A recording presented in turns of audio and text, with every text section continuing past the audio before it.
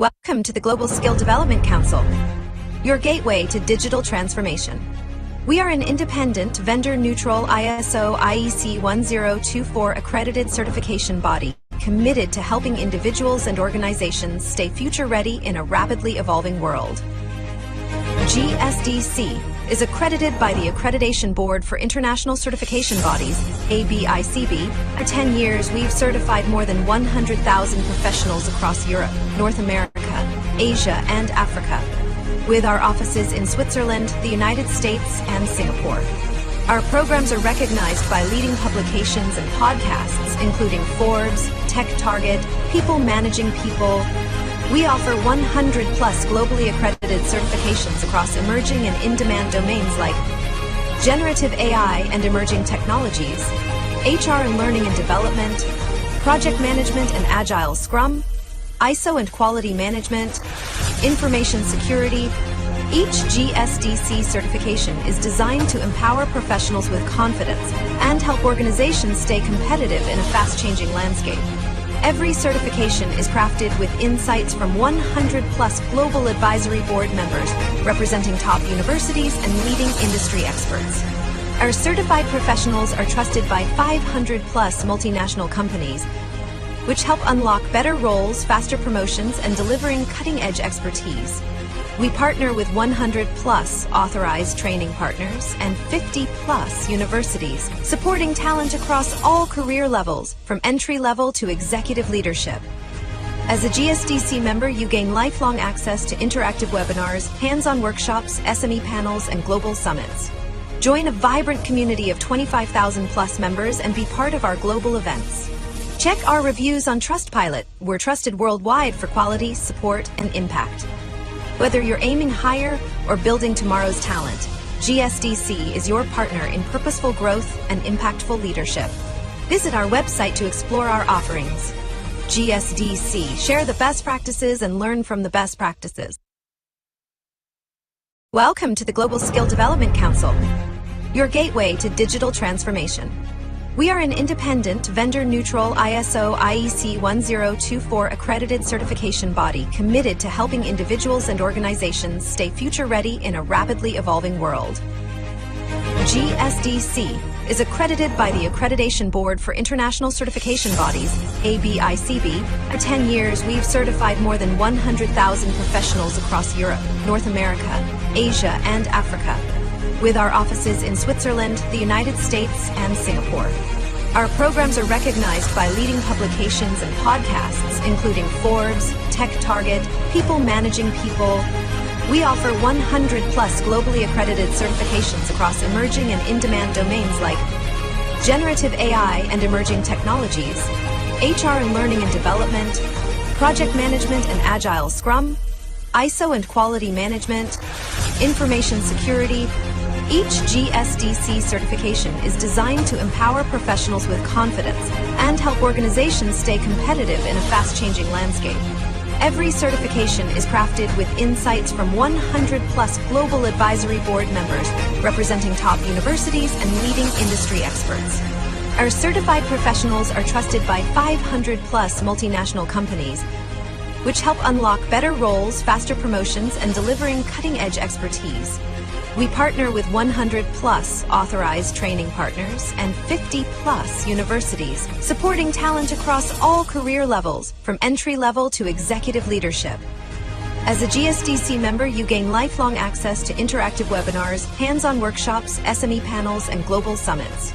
Join a vibrant community of 25,000-plus members and be part of our global events. Check our reviews on Trustpilot. We're trusted worldwide for quality, support, and impact. Whether you're aiming higher or building tomorrow's talent, GSDC is your partner in purposeful growth and impactful leadership. Visit our website to explore our offerings. GSDC, share the best practices and learn from the best practices. Welcome to the Global Skill Development Council, your gateway to digital transformation.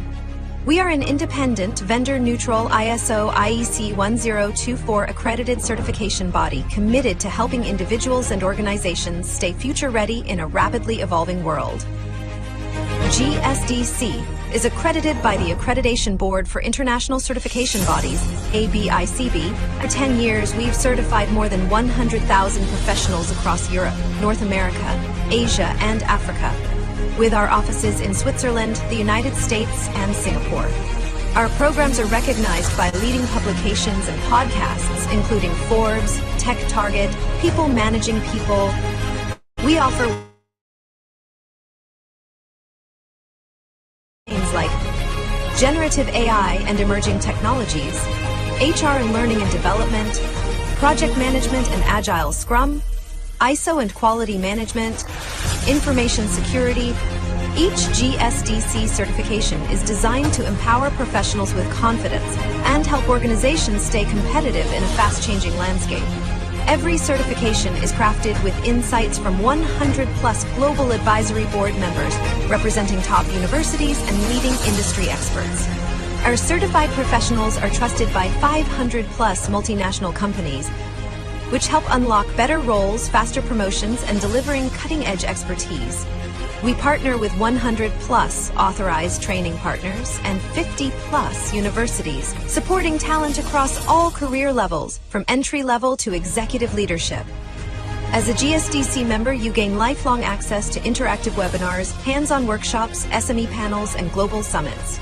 Join a vibrant community of 25,000-plus members and be part of our global events. Check our reviews on Trustpilot. We're trusted worldwide for quality, support, and impact. Whether you're aiming higher or building tomorrow's talent, GSDC is your partner in purposeful growth and impactful leadership. Visit our website to explore our offerings. GSDC, share the best practices and learn from the best practices. Welcome to the Global Skill Development Council, your gateway to digital transformation. We are an independent, vendor-neutral ISO IEC 1024 accredited certification body committed to helping individuals and organizations stay future-ready in a rapidly evolving world. GSDC is accredited by the Accreditation Board for International Certification Bodies, ABICB. For 10 years, we've certified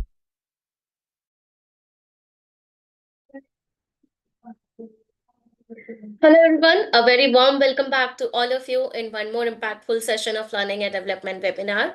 My name is Pratibha and I'll be your moderator today. So if at any point you have any question or if you would like to connect with our speaker, please feel free to use the chat box. So I hope you're all ready for today's session. Just allow me a minute to share my screen. Meanwhile, please do let us know from where you guys are watching. We would be happy to know that. So, on behalf of the Global Skill Development Council, I'm truly delighted to welcome you all in GSTC Certified Learning and Development 2026, Shaping Workforce, Agility and Strategic Growth, where learning meets strategies to power high-performance organization. One of the things which make this webinar so interesting is the amazing expert panel we have lined up for you. Some of them have already delivered a very incredible and insightful sessions, and others are all set to bring in more powerful ideas. So for those who have joined with us for the very first time, let me give you a quick introduction who we are. Global Skill Development Council is a globally recognized certification body. We are accredited by ABICB. Till yet, we have a 250,000 professional certified with us. We are partnered with 100 plus training providers, 1,000 plus multinational companies, and 50 plus universities worldwide. We also have 500 plus subject matter experts with us across globe who help us developing our program. So these are the training partners who are associated with us from the Asia, Africa, Canada, Australia, Nigeria, Singapore, and many other regions. So special thanks to all training partners to be associating with us. And a very special thank you to our media partner, WordPress Hub, for covering all of our press releases and event releases. So before starting the session, I just wanted to make a quick announcement that we have launched a very unique platform called GSTC AI Studio, Lifelong Learning Initiative. In GSTC AI Studio, you're going to get 100 plus live monthly sessions with global expert, including 4 daily sessions, 45-minute live expert lead session for hands-on learning. Sessions from global expert. You can learn directly from our AI leaders around the world. Real-time practice. You can apply concept immediately and get your question answered. Certification ready. You will be getting the training aligned with industry standard for job ready skills. So currently we are covering 100 plus certification in our portfolio, including learning and development, HR, Gen AI, agentic AI, emerging technologies, ISO lead auditor and implementer, project management and PMO, agile DevOps and SRE, cybersecurity, digital transformation, and many more. But once you get certified with GSTC, you just don't walk away with certification. You also become a part of our community, which comes with GSTC membership benefit, including lifelong membership, certification upgrade, workshop, boot camps, learning club access, also the full benefit of GSTC AI Studio, and many more. So, we would like to give a special thanks to all of our participants who is sharing their experience with us. It shows that GSTC isn't just a certification, it's transformation backed by real voices. It's great to see how professionals worldwide are turning knowledge into career growth throughout the GSTC. And these are the business module we have. We have retailer B2C, authorized trading partner, university academic partnership, and enterprise partnership. For any partnership inquiries related to this vertical, please reach out to the respective spot using the email ID mentioned into the image. I'll be sharing this image into the chat for your convenience. With that, it's time to welcome our today's speaker. Today we have Jonathan with us. Jonathan Wright is a strategic technology leader and chief AI officer at Eggplant.ai. With 25 plus years of international experience in AI, automation, and emerging technologies, he leads R&D for Eggplants, agentic testing platform, and contribute to global AI policy, ethics, and standard through BCS and the European Union AI Alliance. Jonathan served as president of Vivid Worldwide, guiding 1,000 plus members across 120 countries. A sought after keynote speaker, he has presented at TED and major industries conference. He chairs the World Agentic AI Summit, is program chair for Automation Star, and is also a co-author of the upcoming book AI Assurance Engineering, Building Trustworthy Agentic AI Platform 2026. And today he is going to lead the session on the critical 40% empowering workforce capability in AI engineering assurance. But before handing over the virtual mic, just a quick reminder. If you have any query regarding the GSTC initiative, or if you would like to connect with our speaker today, please feel free to use the chat box. Once again, don't be shy. Drop your reactions, emojis, and quick comment into the chat. That's how we know you're with us, actively listening and absorbing from the insightful session. With that, it's time to welcome Jonathan on our platform. Thank you so much, Jonathan, coming on our platform. We are very honored to have you here today. The stage is all yours. Thank you so much. That was a great introduction, and I'm going to quickly share over my screen and look forward to guiding you through today's topic. I'm also going to make sure I'm listening into the chat questions that you've got. I know there's a few people. Someone just came in from Nigeria who was just talking about being happy to be part of this community. So let me kick off. Lots to show with you and kind of go over today. And so I think everything is fine. I'm just checking because I just got a WhatsApp message, which could be from the coordinator. No, that's all fine. Okay, so a quick intro. I know the introduction was done previously, which was fantastic. I've been doing, I guess, automation for the last 4 decades. I started off in the 90s, and if I'd had a bit more spare time to put these slides together for you today, I've just been working on them non-stop.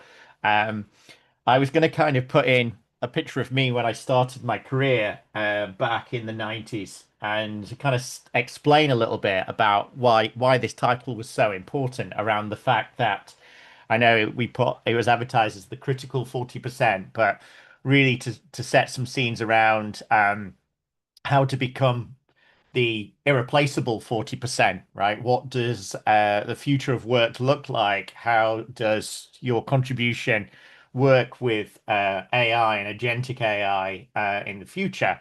And, everything that I'm about to show you today and the demos I'm going to run, which are all open, and the code that I'm providing, yeah, everyone can use this today. Um, it's all open source. It's going to be a real example, which I've actually done over the last 3, 4 days, which has been Easter over here in the UK, based out in Oxford.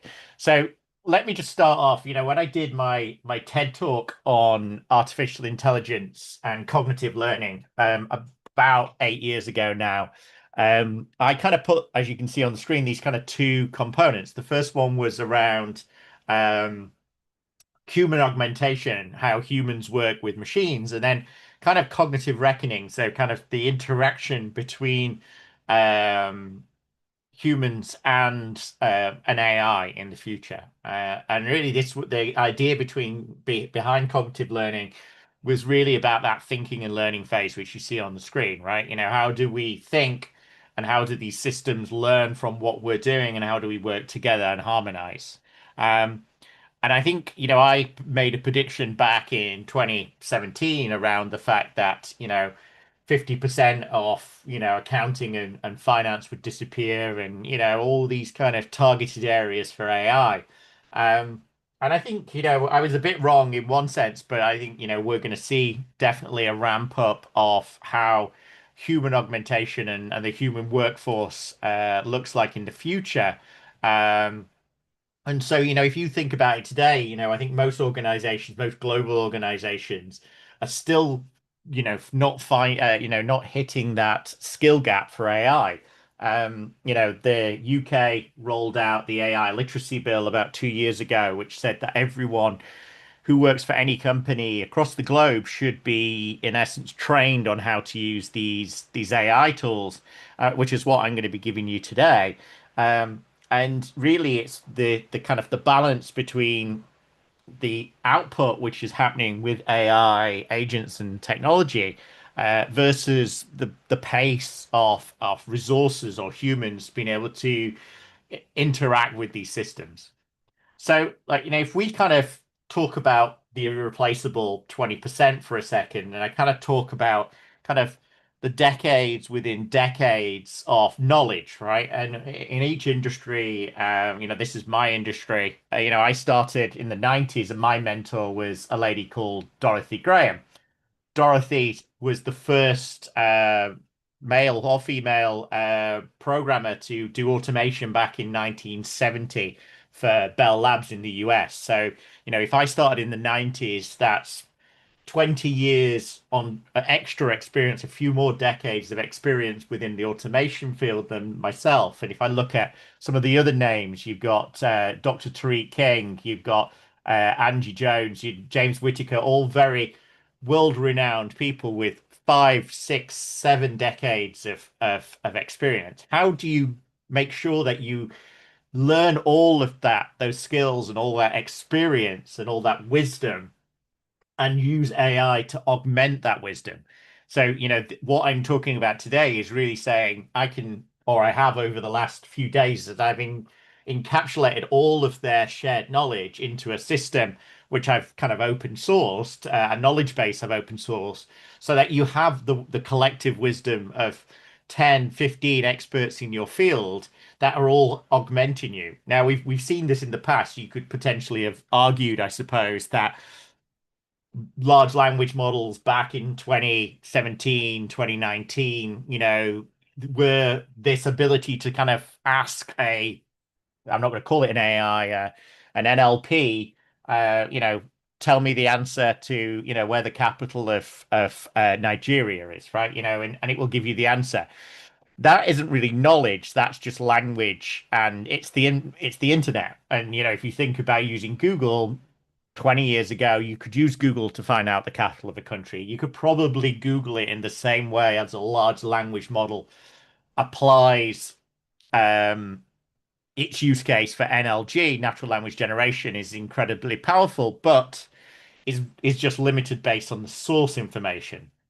So when we think about how agents work in today and in the future, it's not a large language model. Agentic AI is combining lots of artificial intelligence and machine learning that dates back to 1950 with Alan Turing. I think we're very quick to see the technologies today, whether this be Anthropic or Gemini 4, which is just launched. You believe that the technology AI has gone kind of mainstream, but actually AI's been around for many decades, and the way that we evaluate how AI works or how machine learning works, is a data engineering problem, right? You needed different skills. If we were talking 20, 15 years ago, I would have been hiring data scientists and people who had experience in machine learning or deep learning. We don't need to worry about any of that now. Part of it is this irreplaceable 40%. I'm not expecting to have any expertise around AI. I'm expecting them to have human judgment. I'm expecting them to have cognitive capabilities, which are abilities to communicate clearly and use neo-symbolic languaging, which is in essence is high level language.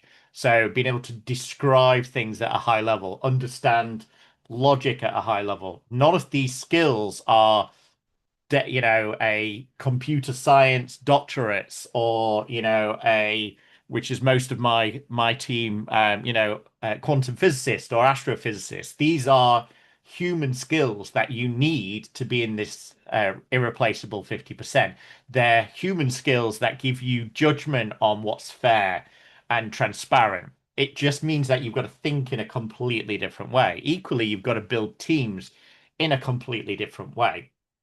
Now, if I kind of went back to my original kind of discussion point, which is the book that we're releasing this year, I've just come off a call with Alex, who's the founder of a company called Test Savant, which does AI assurance. They look at models that are being put or AI infused systems that are being put into the real world, and they evaluate the trustworthiness, whether it's fit for purpose.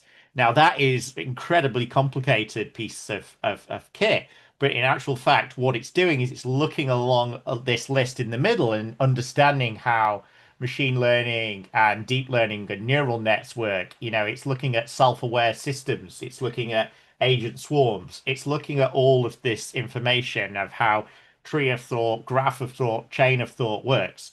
Again, none of this is something that I'm expecting anyone on this call to do. I'm expecting them to be able to understand that this is an incredibly complex landscape, and whether or not you're talking about Copilot, co-work, which will be available next month, which will actually do work for you. And instead of you just typing into Copilot, change some Excel spreadsheet, you'll literally say to it, okay, take the information from this, correlate it against my Delta Lake house architecture or my knowledge graphs or my, let's say, data swamp, call it a data lake if you want to, but our different sources of information and be able to then do something with it, not just use Excel to see a motion, a time series, moment in time snapshot of some data. So things will change, things will work slightly different, but actually everything will really stay the same. Is that this level of this fourth industrial revolution of intelligence? These are how these systems will do 60% of the work for us. The other 40% is going to be human led. It's going to be human based activities that govern these incredibly intelligent systems. So I talk about metacognitive intelligent operating systems around systems like agents, like co-work in a way that are an operating system dealing with another operating system, one computer interaction with another computer interaction, managing agents, managing swarms of agents. Part of it is this might have a slight bit over this left-hand side around prompt engineering and large language models, but actually it has a lot more to do with this stuff on the right-hand side around model gardens and industry domain knowledge. That domain knowledge comes from you, doesn't come from anybody else.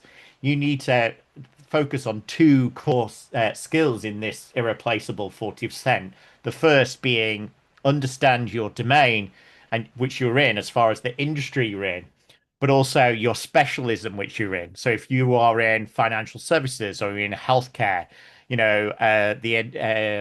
example for the person who asked questions, and feel free to ask any questions here, is part of Nigeria. So part of it could be, if you're with an large enterprise company, you need to understand shipping systems or fulfillment systems, whatever that industry domain knowledge is. That's so important. And then what you see with this model garden and context understanding layer, that's when suddenly you apply your trade.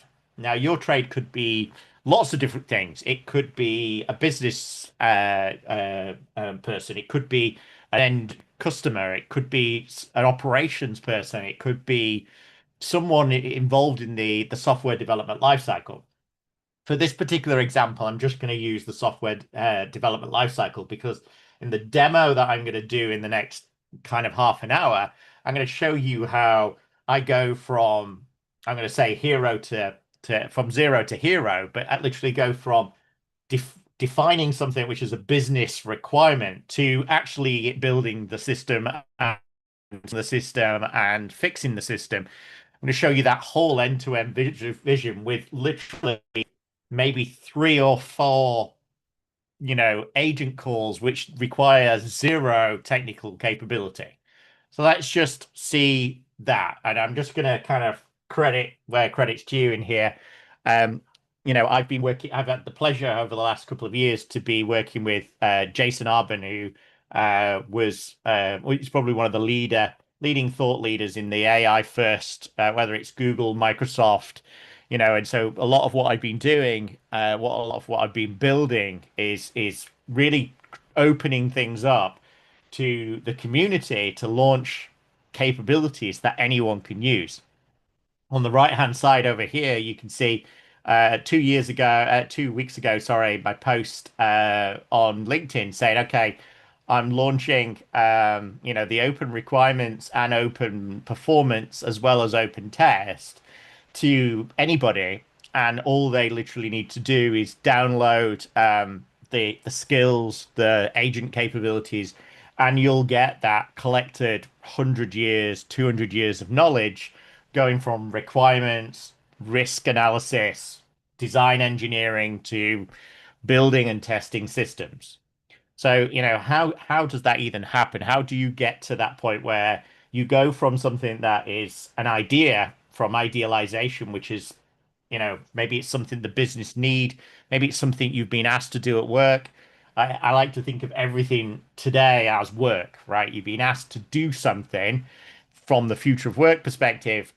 How do you do it, right? And say your boss, or you are the boss, says, okay, I want to build an e-commerce system in Nigeria, and it must be able to support this kind of electrical and electronics portal, or whatever it is, and it must be able to use Shopify, whatever. There'll be a whole stack of requirements. Now, some of you might say, well, we don't have requirements. We have stories, and you're on a backlog somewhere and it says, given, I'm a user, I should be able to order a product in and deliver it somewhere in Nigeria. No problems, right? So part of it is whenever you're defining a requirement, you're going through these formalized approaches. So this particular example, the first skill, which is called open requirements, it's using a defo spam approach, not a very well named one, but 10 years ago, my good friend Paul Gerard actually came up with this defo spam approach, which helps you to go through and think about, is all the terms correct? Or all the outcomes, all the scenarios designed, is there anything missing? And if you've got a highly skilled resource, they should be able to do this. But if you've never done this before, having an agentic AI or an agent to be able to do this is incredibly powerful. And so when we launched openrequirements.ai, and if you go to that web page now, you can literally just download this. There's 4 or 5 agents. The first one is the defo spam one, which is I've just shown you. The second one is this specification by example. This ability to actually translate, a user story or a requirement into something that can actually be run. So this could be, something like, you must be able to log in the system. Okay, log into the system. So we used to call it BDD. My friends Dan North created BDD, or Elizabeth Hendrickson created ATD, acceptance test driven development. It was an approach where you would create the test first, then you create the code to make the test pass. So, first of all, generating specifications, generating formalized requirements, doing requirements engineering, doing performance engineering. So, chaos engineering, performance engineering, non-functional engineering, making sure these systems work under load or secure or accessible, all those kind of complex use cases. Again, having something that does all of that is incredibly powerful. So the first agent that I mentioned, is the defo spam. Then we had executable specifications. So here's 7 agents that will generate executable specifications for you. Here's 8 agents that will do all the requirements engineering and enrich all those requirements and create, reusable requirements that can have requirements traceability. And then out of the back, the documentation, the auditability of, is your AI system doing what it's done against a certain measurement, you need to have each one of those components. So the knowledge of my friend Ray Arel, who was, one of the people behind the Agile, well, he was the founder of the Agile Alliance, but actually was responsible for putting in Intel, making Intel agile, so changing all of their engineering practices. His 40, 50 years of experience brought into a single agent. So what does this actually look like, right? I'm going to give a bit of an end-to-end demo, and depending on, how much time we have, I'll skip forward certain aspects to stuff what's really important. What you'll see in the bottom right corner is that actually I recorded this on the 4th of the 4th, which was Saturday. That's how fun I enjoy my weekends. So what I've done with the system is I've taken what was on a backlog. So, they could be stories, they could literally just be 10 things you want it to do.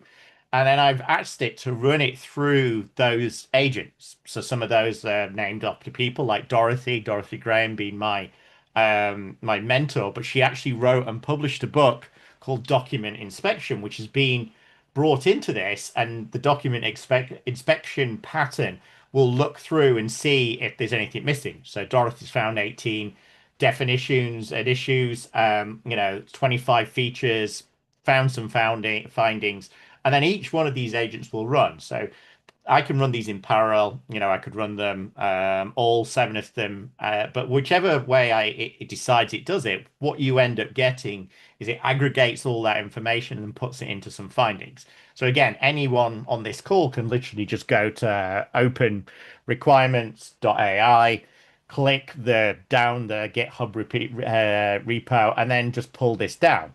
And straight away, by passing it just those requirements, it's gone through and analyzed them and identified issues, GDPR issues, payment failure issues. It's identified that, there's some missing terms that have not been defined, whether that be, SKU or stock number or SKU or whatever you want to call it. So it's going through and it's understanding all the stories that need to be processed. As a customer, I want to be able to save some stuff to a wish list, and it understands the related requirements and then the sub features that you need to do. So by going through this, it's understanding not only what's missing from those requirements, but how to fix it. So each one says the recommendation is to do X. So you've literally gone from, again, you've got nobody to suddenly having hundreds of agents that are going through and finding all the information. In this case, I'm just looking at the wish list because it's a very simple part of the functionality, but it's evaluating what's been said and then saying to it, okay, well, wait a second. If a user does this particular kind of behavior, there should be a capability that, the system should be able to do. So it's asking all that hard questions. Now, where you come in is when you look at something like, for instance, here saying, okay, I'm going to add a number of different products to a backlog. But if I add two of the same size and two variants, the number should change.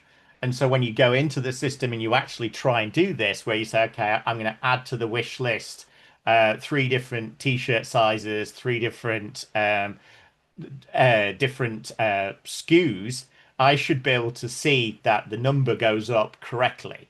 So part of it is it's just giving me an idea of something I could do, and therefore I can then check, does the system do it as expected? So there's this human element where I'm actually going through and I'm checking, okay, it's doing the behavior I want, or it's not doing what the behavior I want. So now that I've got two items on there, it's kind of gone a bit strange.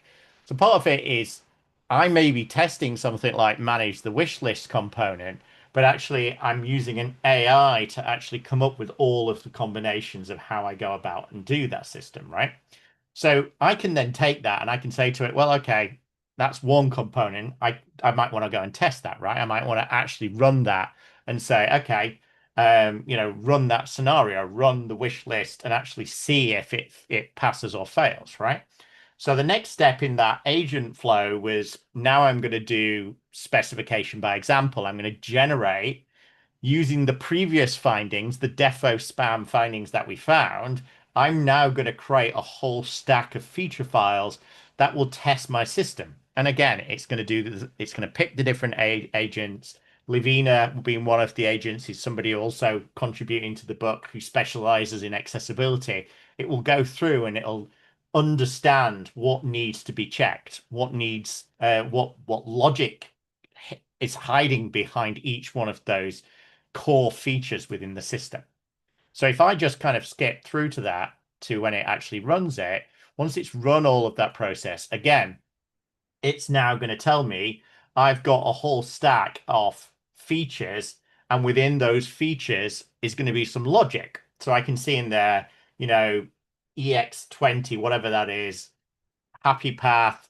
You want to be able to click share, you want to be able to do something, and you can see there's the wish list feature file. So this is what a gherkin feature looks like.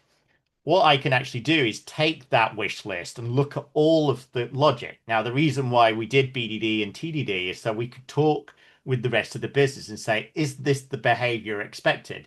If I add color blue, color red, does it do this? If I change the amount of items, the prices, or I try some of the edge cases, which is I try and do something in the system breaks, that's where the feature description's going through. So actually, I can literally say to it, test that functionality, just drag and drop the actual feature file, and then using OpenTest.ai, it's actually going to run the wish list feature file and actually drive the screen. So instead of me going and checking, add three products, and check three products, I can literally just let it automate it and let the agent test the system. And now with Claude Cowork, which will become Copilot or Microsoft Copilot Cowork in May, it'll do exactly the same thing. You'll go into your Excel spreadsheet with a whole stack of requirements or a whole stack of tests or a whole stack of checks or whatever else you're doing, URLs, and you'll literally say to it, go off and look at these, and it will launch a web browser. It can actually, Claude Cowork uses computer use agents, which will actually use computer use on your machine and actually open up your spreadsheets, open up your SAP system, right? So what it's done here is it's gone through and it said, okay, I've opened these wish lists, I've understood what needs to be done. I'm now going to run all of those possible scenarios, and then I'm going to tell you whether or not they would pass or they would fail. Now, with a technique like test-driven development, the idea is if the code isn't, that functionality is not being implemented, then that feature or that particular, story will fail. So then you implement the code, implement the system, and then rerun it. So it's a very simple approach. But if we watch I move it forwards a little bit so you can see it, it's gone and ran behind the scenes the accessibility tests, the OWASP tests, and it's actually checked the system to see if all of those 17 Gherkin scenarios actually run.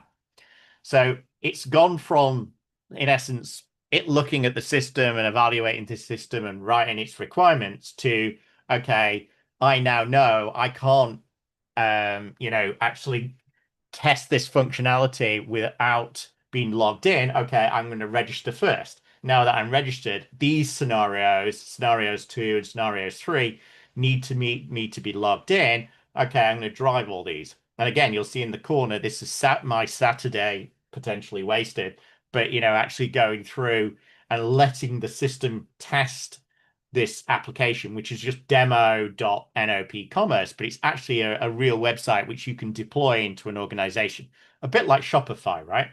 And at the end of it, once it's finished running those, you can see it's telling me in the bottom corner these scenarios have run and these have passed.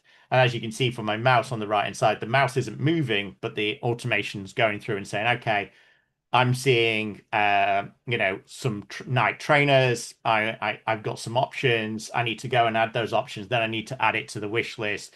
When the wish list comes up, I then need to go off and actually click on something. You can see there, it's actually realized that it was wanting to go to the add wish list, but actually the shipping pop up and that it pressed the wrong button and it's actually going to go back. So it's used reasoning to realize that it hit the wrong button. And this is where normally automation would fail, but because it has reasoning stuck on top of it, it can actually understand where it's going wrong and actually fix itself as it goes along. So anyway, so we go through here. You can see it's running a whole different types of scenarios. It's going to run each one of the scenarios until it literally says, I've tried everything. I've tried the shareable function. I've created the email wish list. I've done all of these different things. So again, a AI or an agent's actually doing all the hard work here. All you're having to do as a human is to observe the behavior of these agents and understand what it's trying to do, whether or not it did it correctly, and what the results were of that, and agree with it that it's done the right thing. So again, something very simple of testing in in essence an ERP system, right? But once we've got all of these findings and these results, we've got all the evidence that says we'd looked at these systems. It had all these different variants. I had to put the shoes in. I tried to do this. It couldn't do the different future dates. It failed at these different, but it's all in English language, right? It's all readable and understandable of what it's actually done. So this is the whole kind of human aspect, is validating the outcome of the AI agents and then understanding the next logical stage or phase within the software development life cycle for it to continue. So if I move on to the next component, I say, okay, and I'm going to skip through a lot of this because no one's probably performance engineers, but my good friend Todd DiCaprio, who's here on, he wrote a book on effective performance engineering, how to create performance scripts, how to do the right type of testing, brought all of that information in, and using this analytic pipeline, it's able to do the exact same thing. It's able to take the results generated on the previous side and then apply all of these agents that know about capacity, latency, availability, chaos engineering, all the site reliability engineering, all this kind of detailed knowledge, which again might not be available the same as security engineers and OWASP and accessibility. But once this is run, what you'll see on the opposite side of it is, again, it's very comprehensive when it says, okay, this is how much you need, how much processing power you need. These are the availability. This is the uptime. These are the findings of, you will get, if you have storage problems and PCI DSS compliance issues, you might get fined up to 100K. So, part of it is it's telling you and balancing the risk of, okay, if I don't make this decision or I don't check this system, then what potentially could happen after 3.5 seconds? Do 90% of all my end customers navigate away from my website and go to something else? You can see there the PCI, auditability of these things. So you might not have compliance, or you might have specialist skills that are externally available but very expensive. Again, these systems will run it. And then again, the same thing, I move into the next kind of component, and I'm going to actually create the actual formalized documentation that I need. So whether that's specifications of how do I, mitigate these problems by making sure that I'm in at some kind of tolerance level. What is the mitigation plan that I need? What are the actions I need to go around to actually allow me to get past these issues? And this is a lot of Tom Gilb stuff, who wrote Planguage back in the 1970s. But again, these measurements will measure you to say, how are you there? Are you at a fail status? Do you need to spend more time on this? Do you need to, refine what your inputs are and go through and spend a bit more discovery time or idealization time on a particular area that's not being defined or has potentially got too many issues that it's just not going to potentially be able to be built at this current state of time. So with that said, it creates also out of the back of this a SRS document. This SRS document formalizes the software requirement specification of your entire system. So you can go into this and actually look at it and say, okay, does it have all of the information that I need to actually release this product and get it built? Do I know, how close we are to being ready? And this is the age-old issue where you don't know whether or not you're ready to release a system, and you need all of the evidence. Now, you can still see in the bottom corner, this is the 4th of the 4th. I've literally allowed it to generate thousands of pages of documentation, run thousands of tests, and generate all this from pretty much from zero. And so what I released yesterday, which was a Easter Monday here in the UK, is I was able to encapsulate everything that I know, which is 40 years of knowledge, along with everything that I know in the wider knowledge area. So my friend Paul Gerard created something called, and I'll just skip over to it for a second, the knowledge base, tkbase.com, about 15 years ago. And within there, he defined over 1,000 different terms just in our domain area. So I said to you guys, there's two areas that you need. The first bit is you need to know your industry. You need to know financial services. You need to know e-commerce or retail or healthcare, whatever else it is. The second part of it is you need to know your specialism, whether that be business analyst or tester or project manager or operations expert, whatever that might be. Once you've brought all that data together, and then you can see here I've brought over 1,000 terms in my industry, over 1,000 patterns from equivalence partitioning, boundary value analysis. I've also got over 100 templates that I would use, whether it be for a particular document, a risk radar, whether it be a test plan or a test strategy document. I've given it this ability to learn all this and generate 50 different agents that will generate the information that I've done. This is actually, which I did Sunday, and you'll see by the dates it comes up on Sunday. I gave it over 10,000 source files, which were all down in Markdown format, and generated this incredible knowledge graph with the relationship of all of the knowledge that's in my industry, and within that, the relationship of every single one of those patterns, every single one of those techniques that people use on a day-to-day basis. So the skills that you may have learned through reading books, going on formalized courses, consuming information, all of that, you're giving as a blueprint to allow the system to actually do this. The results is I can take that information from the first stage, which was the open requirements. I'm now passing that information. You can see the last one we ran was the performance engineering piece. I'm passing that information, and then I'm now saying to it, okay, every single thing that I know, everything, in essence, I've done on a day-to-day basis for the last 4 decades.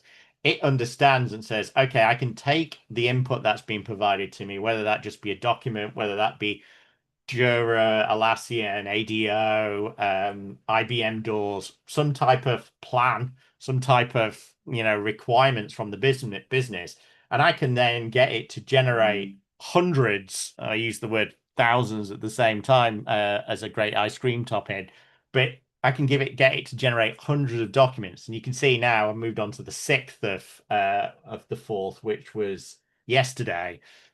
I took Sunday off. Apologies for that. And you can see here that actually it's gone through and it's generated a plan with exit criteria, what things need to be done, what features need to be tested, how many test cases it needs to do, how do I validate this, what people from the business do I need, what's the RACI that's involved, who's responsible, accountable, what tools do we need to use, what are our non-functional requirements, what security tests do we need to do, what accessibility do we need to comply. All of this information, it's gone through and generated. And I didn't spend my Sunday doing this. This is literally taking the information that it generated in the first phase of open requirements and now pass this to open testing and do all of that. Now, if I move just forwards a little bit, you can see that it's actually gone through and created not only this document, but all of the different components, all the different assets, who the resources are, how much those resources cost, what capacity tasks I've got to do, what's the path for security, what's the different requirements at each stage, how much time do I need to spend, how much is it going to cost me as far as a business is concerned, whether or not I'm doing it manually or I'm literally creating agents or swarms of agents that are going to do security, penetration, whatever else. So the next bit I do from the planning component is say, okay, now that I have my strategy in place, now create me a plan. Create me a plan of what I need to do. I need to do the unit testing. I need to do integration testing, secure, user acceptance testing. I need to do business acceptance testing. Well, how am I measuring it? What's the scope of that? What's not in scope? Which ones are testable? What's not testable? Is it reliability? Is it a subset of some type of quality axiom? What part of the system do I need the traceability and for compliance reasons? And it's just done this, which you can probably see on the time scale. It's done this in 5-10 minutes. The next thing I can do is say, okay, now I know what I need to test, how I'm going to test it. I want it to generate all of those tests. I want it to generate every single test, every scenario. I want it to run all of those tests, all 350 tests or 4,000 tests or whatever else it is. I want it to go through it, and then I want it to understand where I am, how far my system needs to be before I'm able to release it to out into the real world. And what you can see there is just the create function has generated 86 documents, going from what needs to be done by humans through exploratory, what needs to be done by using formalized systems.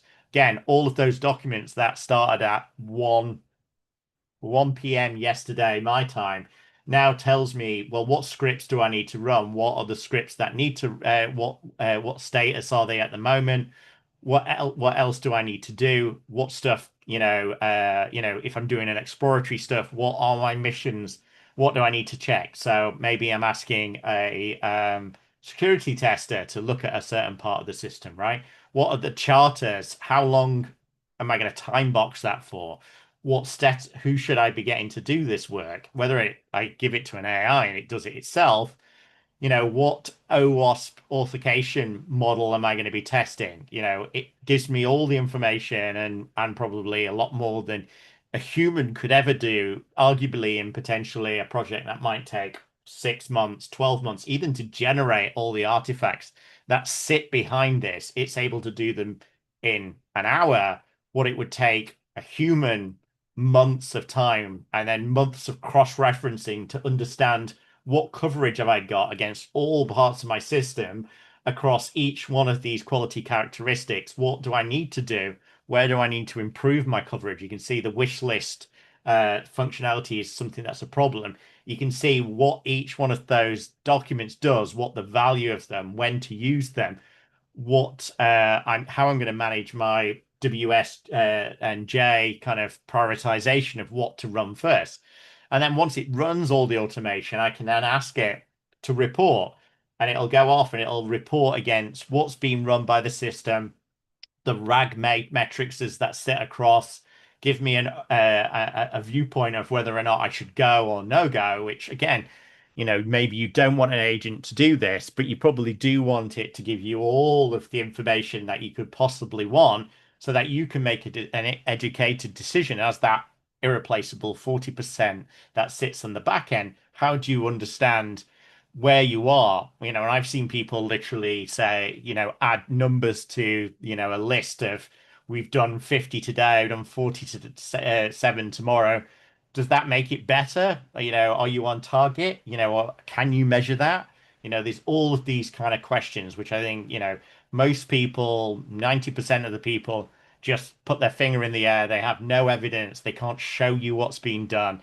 They're pretty much, they can't document it. It would just take too long to document stuff. And the misunderstanding of or misinterpretation of the Agile Manifesto of working software over documentation just doesn't work in the age of AI first, because it needs information, it needs documentation, it needs metadata, it needs, information to be able to make decisions on what to do next. So those days are all gone. You can't just write into a really poorly written task inside of a Kanban board saying implement my e-commerce system, because there's just not enough information there. You need to have evidence, you need to have auditability, you need to know that the system understands and is able to make calculations based on real data. And the proof is in the pudding. You need information to be able to understand. Equally, you need to understand coverage. 10, 15 years ago, I was responsible for building the world-leading model-based testing system which we required based out in Silicon Valley. How do you understand coverage, right? And most people have a problem even just understanding coverage. But if you're trying to understand coverage at every single layer, and you're then doing that over the 25,000 standards, so that when you get audited, you can bring them the proof that each one of these systems has gone through the ISO, quality standards. You need to have the evidence. Again, all the evidence, all the tests are here running within less than half an hour. This idea of agents needs to be able to be also humans in the loop. And you'll see just by what I'm typing at the bottom, all I'm doing is saying to it, call the open test management agent. And the open test management agent is going to do a full analysis, identify that I'm TMMI, so test maturity model, but CMMI is capability model maturity index, which at NASA used to be 5 at, and now they're 2, because Elon was launching at so much faster. So part of it is, how do I pay 10, 20, 30,000 for a TMMI assessment to tell me that I'm at the level I need to be, or a CMMI assessment? This is doing it within seconds, just by literally saying, tell me where we are, where we need to be, run all the assessment, read all the data, read thousands of reports for me. The human is on the right hand side looking at it and going, okay, my IEEE SQA compliance, 75%. Is that good enough? Right? My policies against IEEE 730, have I got enough evidence to prove that I've done things to meet those exit criteria? Where's the evidence? Where's my defect list of issues that I have? How severe are they? How old are they? What else do I need to do? Who's responsible for doing it? Get the team involved, pass it to the next level. So with that said, I know we're kind of at half past, but we kind of we're slightly late to stop, and I've got a few more slides. But in essence, what I'm showing you now is it generated, behind the scenes, it generated 350 tests, which I literally just said to it, go to opentesting.ai, which I co-founded with Jason Arbon, who's pinging me on my phone at the same time. Let's see what Jason says. Mind blown. Oh, he's looking at my knowledge graphs, or my metacognitive intelligent operating system architecture stuff, which we've been feeding in. So again, I'm just passing it all of those tests, all of the tests that it's created. So you can see, if you're keen-eyed, this was run on the 7th, i.e. today. So I could show you it running against a live system, and actually be able to demonstrate it if I need to. But in essence, you can see this is actually running all of those tests, all those 350,000, 350 tests. And then at the end of it, it's coming through with, okay, I did these passed, these failed, these weren't what is working, what's not working, what's broken, what needs to get fixed. And what I've actually done in the next quick one, and I've only a couple of minutes run over here, but what I'm going to actually show you is how I just pass in these results and say to it, fix this problem, find the failures and fix it. And then using vibe coding or vibe engineering, whatever you want to call it, I take these inputs, these bugs that it's actually found. So I'm asking it to do bug checking. It's taking the 350 tests, runs the 350 tests, and then at the back of it, it then says, okay, the report, I just picked one at random and said to it, okay, test this one that passed, which in this case is a synonym test, just to prove that all 350 ran.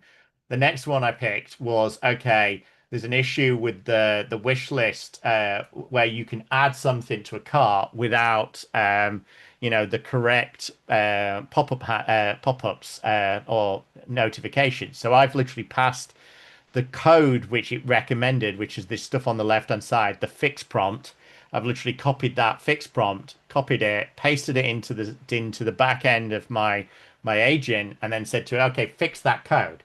And so what it's done is it's built a new version, and the current version just comes up with an error at the top of the screen saying, please select RAM, please select hard drive. It's now changed the code, which is vibe coding. It's easy. Anyone can do it now. Everyone's a coder. And now it's gone through. And if I go through that same process, when I click on the actual application, you can see here, it's coming up on the screen. When I add it to the wish list, instead of that top banner, it's now got the logic there. So it doesn't send anything across. And again, to fix that, to prove that it's fixed, I've literally just passed it that same script to say, open up your computer, add it to cart, and see it doesn't come up with the errors. Has this fixed it? And it literally is now doing an evaluation that it's fixed these components. And the evidence that it's tried all of these different combinations. So straight away, it's using agents to do all of the software development system and actually test the system under test. And then what we're now doing is we're just seeing this 40%. You've got on the left-hand side, you've got these agents that can go through and do all of this work for you. And on the right-hand side, what you're doing, or what the future of AI augmented human augmentation, workforce augmentation, is you need to know the business context. You need to understand the systems. At the same time, you need to apply your human judgment. You need to think about doing your domain expertise. You need to think about how you do problem solving, right? You have to think about how you model what we do on a daily basis to understand how the humans augment that 60%. People like NVIDIA say there will be 10 to 1 agents to humans. That's what we expect going forwards. I know we were 5 minutes over, but technical difficulties, 5 minutes slow to start. But, I didn't see many more questions, but, I just wanted to leave before I handed it back over to the organizers today, is say this final thought for 2026 is IT budgets are growing on average by 3.6% for people to be able to demonstrate the value of what AI can bring for AI augmented productivity. So what you saw today is using AI agentic engineering capabilities to create and build thousands, millions, hundreds of hours worth of content within minutes. Now CIOs and the office of CIOs are looking for leaders like yourself to put together reasons to or use cases of how you can use AI within your engineering teams, within your product teams, within your business teams. And hopefully today's glimpse into this future will show you how it's possible today with the technologies that I've literally released in the last 3 days to be able to do it completely end to end. But anyway, very informative session. With that, I will hand back to the organizers. And any questions you have, you of course can just contact me via my LinkedIn or reach out to me at jonathan.ai. So hopefully everyone got some value from that. So, thank you so much for the amazing, insightful session, Jonathan. So, today's roller coaster ride was very impactful, and I'm sure all the participants have learned a lot. So, as we are running out of the times, we'll take only one, two questions. So, participant, if you have any question, please feel free to use the chat box. Meanwhile, I have a question from the participant of YouTube. I'm sharing it into the chat box as well. Can you share example of organizations that have successfully empowered their workforce in AI assurance and what others can learn from them?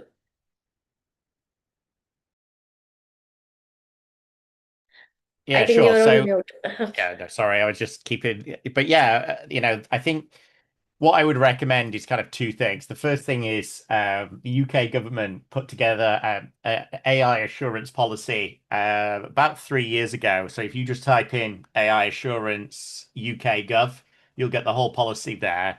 At the same time, the ISO 42001 standard became mainstream across globally. Now, I'd recommend to everybody that they at least have a look at the ISO 42001 standard, because that's a risk framework on how to use AI in every organization on the planet. I know GSDC actually have a course on it, so go and check that out. But the companies that have gone through the ISO 42001, like Amazon, for instance, and I'm doing some stuff at the moment with people like Google, those kind of organizations are all going down this same journey. So really, you want to follow in those footsteps by becoming, putting AI policies in place, AI assurance policies, governance policies that allow you to use these kind of platforms and take the benefit of from them.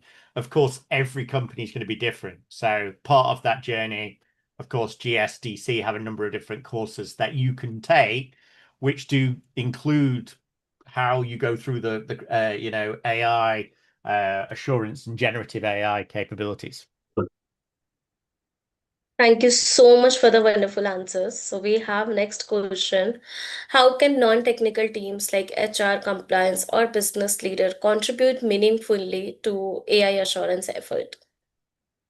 Yeah, so I think, what hopefully I tried to emphasize was it shouldn't be technical people that are using these tools. It should be non-technical. So the example, so I was the chair for this year's World Agentic Forum Summit, sorry. And there was a number of companies there from Siemens and Microsoft. Actually, the Microsoft example, they were talking about HR building 3 or 4 different HR systems using agents, right?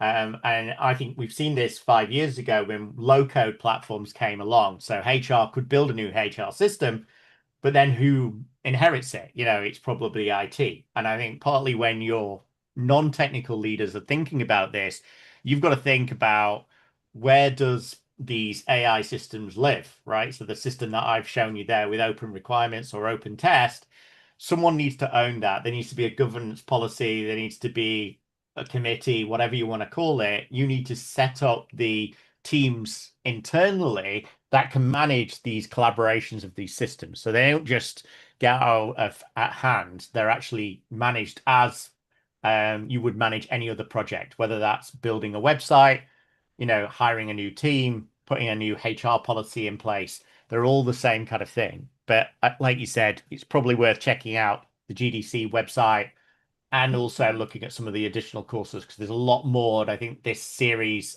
for L&D for learning and development for 2026, there's a whole stack of other people scheduled this week who are also going to be exploring some of these topics. Thank you so much for the detailed and thoughtful answer.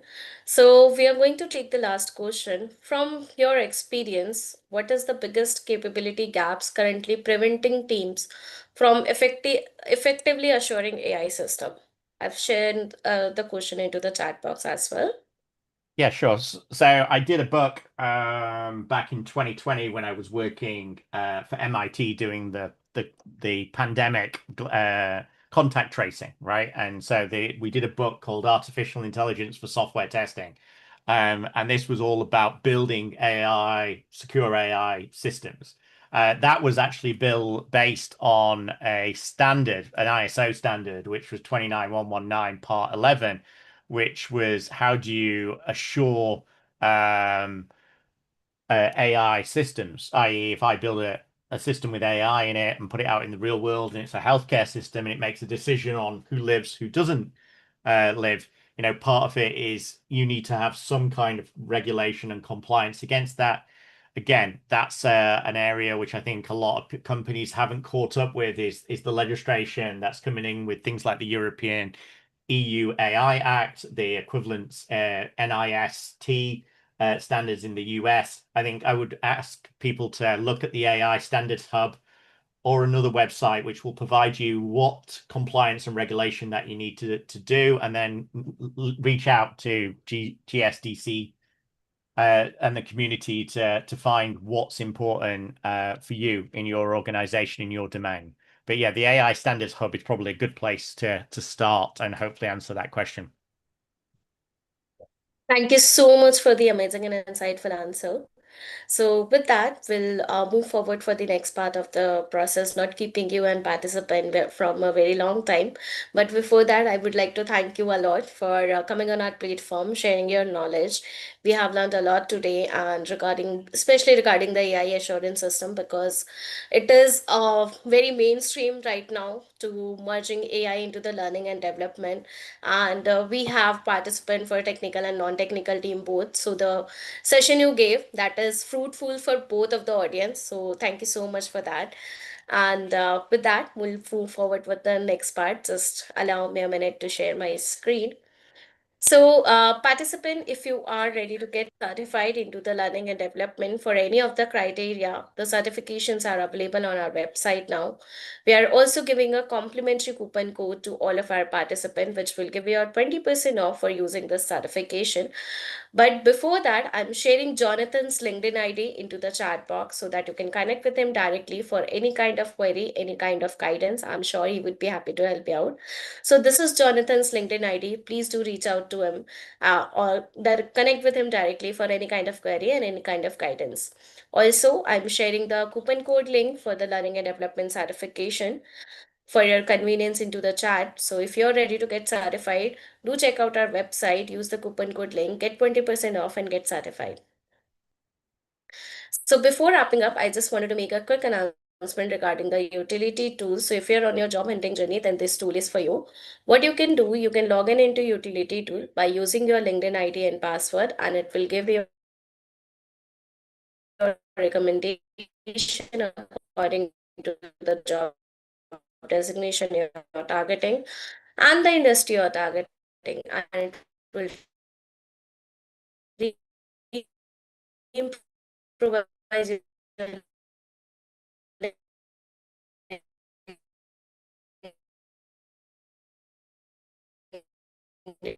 LinkedIn profile and send out your resume in front of the HRs. GSTC is giving a compliment to the HRs and recruiter. Use the coupon code link and get all of the job interests out there. So, as today we had an amazing and impactful session with Jonathan, tomorrow we are going to have one more insightful session with Nicole. Nicole is going to lead the session on workforce transformation initiative as a chief learning officer. And this is going to be happen tomorrow, 8th April 2026, at the same time, 10:30 a.m. Central Daylight Time, 11:30 p.m. Singapore time, 9 p.m. Eastern Time, and 11:30 a.m. Eastern Daylight Time. So I'm hoping to see you all tomorrow as well. And if you're one of those people who are AI enthusiastic, then this webinar is for you. This is going to be conducted from 6th April to 10th April at 8:30 a.m. Central Daylight Time, 9:30 p.m. Singapore time, 7 p.m. Indian time, and 9:30 a.m. Eastern Daylight Time. please check out our website and get yourself registered for it. And if you're one of those people who wants to learn regarding the ISO, then this webinar is for you. This is going to be conducted from 6th April to 10th April at 9:30 a.m. Central Daylight Time, 10:30 p.m. Singapore time, 8 p.m. Indian time, and 10:30 a.m. Eastern Daylight Time. With that, it's time to celebrate our referral champions. We have Bhanu Durgesh, Olu Vaga, and B. Venkatesh. Special thanks to all three of you for helping us simplify our initiative and reach out to the wider global audience. So you can also become one of our knowledge professional and advisors. If any of your peers, colleagues, and professional wants to join for this webinar or any other webinar, you can refer the registration link which you will find on our website. So what's in it for you? You will get a referral for your every reference point, and once you hit a 50 referral point, you will be able to get a free $400 worth gift certification voucher. So take the advantage of this offer and become one of our knowledge professional and advisors. We would love to have you in our community. Also, if you would like to be speaker for our learning capsules, webinar, and podcast, then this you can reach out to us at pratibha@gstccouncil.org, pritham@gstccouncil.org. I've already shared the email ID into the chat box for your convenience to reach out to us. And these are the platform where you guys can connect with us, our LinkedIn profile, our WhatsApp group, our YouTube channel, our Pinterest channel, our Twitter channel. So do reach out on all of the platforms for staying updated regarding our upcoming events and trends, and do share your feedbacks on reviews.io, because your feedbacks and suggestions help us improving our program and make your learning journey even more engaging, dynamic, and insightful. I have shared all the QR code into the chat box along with the link. So either you can scan the QR code, otherwise you can use the link to connecting with us on all of the platforms. We would love to have in our community. With that, it's time to come to event end. Thank you so much once again, Jonathan, for coming on our platform. Had a blast in your session today. Looking forward to having in the future session as well. Thank you so much to all of the participants for joining into our learning journey. I'm hoping to see you all tomorrow. Till then, keep learning, keep energizing. Have a good day, good night, good evening, good morning, wherever you are.